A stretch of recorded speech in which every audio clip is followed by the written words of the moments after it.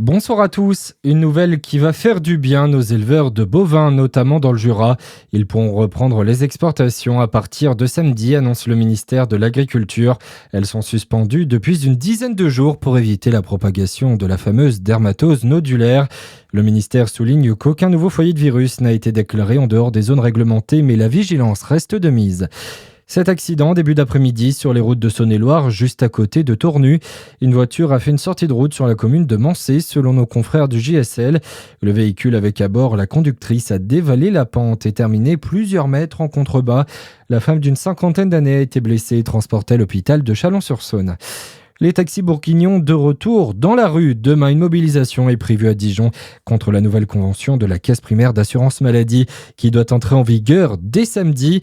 Pas d'opération escargot ni de blocage cette fois, mais un rassemblement dès le début de matinée devant les locaux de la CPAM sur le boulevard de Champagne.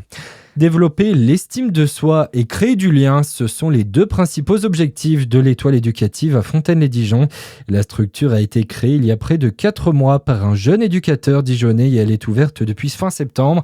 Le but, accompagner et aider chacun à aller mieux pendant les périodes difficiles, Lina Sedimoussa. Oui, c'est une structure ouverte à tous, quel que soit l'âge, le genre ou le milieu social. Entre les murs du centre sont proposés des ateliers éducatifs, culturels et artistiques animés par des intervenants qualifiés. Ils sont organisés en petits groupes de 5 personnes pour accompagner le développement personnel de chacun. Les programmes sont variés avec des ateliers de cuisine, de sport, de numérique ou encore la médiation entre parents et enfants. Des profils divers sont représentés dans la structure, des enfants ou des adolescents en décrochage scolaire ou même des personnes en situation de handicap. Une structure faite pour recréer du lien social et de la confiance. Et la structure de l'étoile éducative est ouverte à tous à partir de 3 ans. À la une également, ce soir, 5 personnes interpellées après le braquage d'une raffinerie d'or à Lyon. En début d'après-midi, des malfaiteurs équipés d'armes à feu ont attaqué l'établissement avant de prendre la fuite en voiture. 5 employés du laboratoire ont été légèrement blessés lors de l'attaque. Le butin a été récupéré.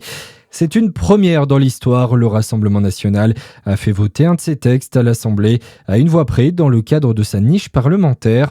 Le texte non contraignant dénonce les accords franco-algériens de 1968. Après cette adoption, la gauche a critiqué l'absence dans l'hémicycle d'une majorité de députés Ensemble pour la République. Et puis en foot, si demain on fait ce qu'il faut, ça restera un accident. Les mots de Baptiste Ridira, le coach du DFCO, après l'élimination surprise en Coupe de France. L'entraîneur était en conférence de presse aujourd'hui avant la réception de Fleury 91 demain soir en National. Voilà pour l'essentiel de l'actualité. Très bonne soirée à tous à l'écoute de Fréquence Plus.